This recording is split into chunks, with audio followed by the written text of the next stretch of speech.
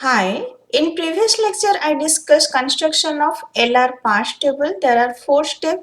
First we need to write augmented grammar. Then you need to construct canonical collection of LR item. Then you need to draw the DFA on LR item, or you can say LR automation. We are designing a automata on LR item. Then you need to construct the parse table from that automation. What is augmented grammar? If you are adding one extra production like s dash derive s, then that is a augmented grammar. If you are placing a dot in RHS of a production, that is a LR0 item. I already discussed all these in previous lecture. So there are two functions used for LR0 item. One is closure, another is goto. What is closure? If there is a dot symbol before the variable, then you need to add the production of that variable. That is a closure. Then what is goto? If there is a dot symbol before x, then you can go to another state and there will be dot symbol after x. So from one state you are going to another state by some terminal or variable, that is a goto. By using this closure and goto will create the LR automation. Next, structure of LR parsing table, there will be two parts. One will be action and another will be goto. Action will contain terminal and dollar. Goto will contain variable. Action part contains shift and reduce of terminal, while goto will contain only shift of non-terminal. Suppose x is a terminal and go to ix equal to ij, then we have to place sj in action column. If there is a dot after the start symbol like s dash derive s dot, then you need to write accept in dollar column. As you are doing bottom of parsing, and in bottom of parsing at the end there will be the start symbol. We will start from the terminal and we will reach to the start symbol. So when there is a dot after the start symbol, that means it accepts. So you need to write accept in dollar column. If the production contain any final item, then you need to place reduce with reduce number in all column of action part. And in case of go to, we'll write simply J. In case of action, we'll write SJ, that is for shift. In case of go to, we'll write simply J. If X is a variable, then you need to place J in go to. If X is a terminal, then you need to place SJ in action part. If in LR parsing table it is free from multiple entry, then that grammar is LR0 grammar. Let's see first example. A derive A or B. First we need to write the augmented grammar. For augmented grammar we need to add a augmented production, that is A dash derive A. Then you need to write the grammar, that is A derive A or B. First step augmented grammar is done. Next step you need to create a LR automation, that is a DFA. First we will write this augmented production like a dash derive dot a. When there is a dot symbol before a variable, then you need to write closure of that. Means we need to write a production. So what is a production? A derive a and a derive b. And before the RHS, you need to place the dot. Dot means you have not visited anything. Now I'll assign a state number, that is I0. Now just check after dot symbol what is there. After dot A is there, a variable, then a terminal, then B terminal is there. So from this state there will be three transition, one with A, one with terminal A, one with terminal B. Now from I0 with variable A, it will go to another state and there dot symbol will be after A. So this is a go to. From I0 we go to I1 by A. Now this production is done. Now we'll do for this production. By terminal A, it will go to another state where the dot symbol will be after terminal A. So A derive A dot A. This is a terminal. This uppercase A is a variable. Now dot symbol is before the variable A, so I need to write the closure of A. Closure of means you need to write A production. That is A derive dot A, then A derive dot B. and you need to assign one state number, that is I2. From state I0 with variable A and with terminal A we did the transition. Now we need to do transition with B.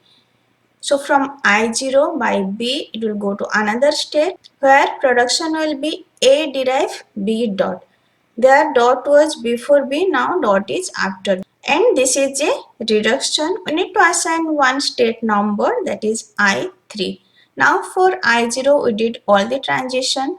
Next check for I1. I1 is acceptance state, so there will be no transition. Next check for I2. Now in I2 state, just check after dot what is there. After dot A variable is there, then A terminal is there, B terminal is there. So let's first do for A variable.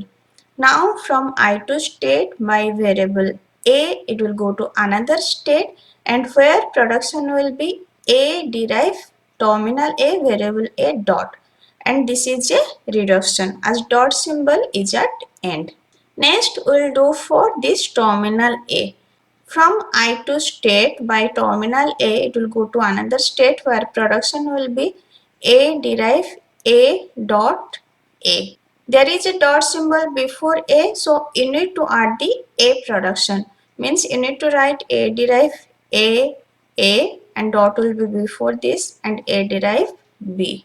If you check, already there is a state with the same production, that is I2. So from I2 by A transition it will go to same state.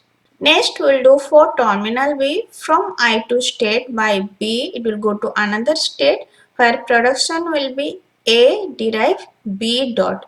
If you check, there is already a state having same production, that is I3. So from I2 by terminal B it will go to state I3. Now for I2 is done, next check for I3. I3 is a reduction, so there will be no transition. Now check for I4. I4 is also a reduction, so there will be no transition. Then we will assign some number for the reduction. Like this is the grammar, this is our first production and this is our second production. So this will be reduction 1, this will be reduction 2, and this is accept. When there is a dot after the start symbol, that is a accept. Now LR automation is done. We need to construct the parsing table.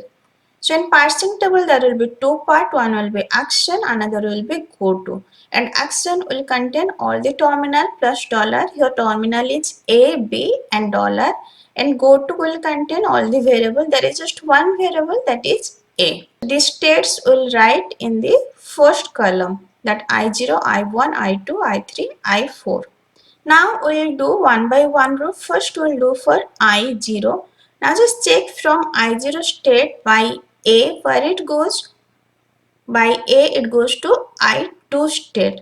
So at A column we will write S2. We are shifting to state 2. That's why S2. Next by B it is going to I3 state. So in B column we will write S3. By B we are shifting to state 3. Then by non-terminal A it is going to I1 state. In go to we'll write just the state number. I already discussed in rule that if go to ix equal to ij, then we need to place just j in go to. So in A column we'll write simply 1. In action column we'll write shift with the state number. In go to column we'll write just the state number. Next we'll do for I1. I1, that is accept. So in dollar column simply we'll write accept. Next we'll do for I2. From I2 by A it is going to same state I2. So in A column we'll write shift 2. Then by B it is going to I3. So in B column we'll write S3. Then by non-terminal A it is going to I4. So we'll write 4 in A column. Now I2 row is done. Next we'll do for I3. I3, that is a reduction. In case of reduction, we need to write R with the reduction number in all column. So that is according to this rule.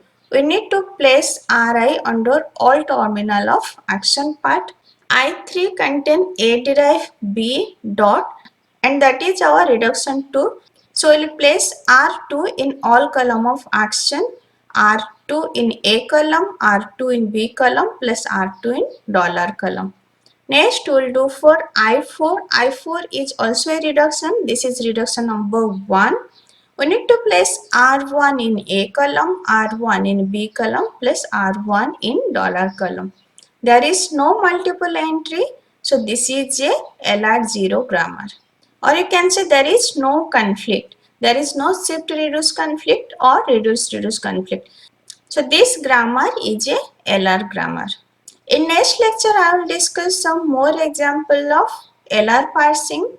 If this lecture is helpful for you, please like and subscribe. Thank you.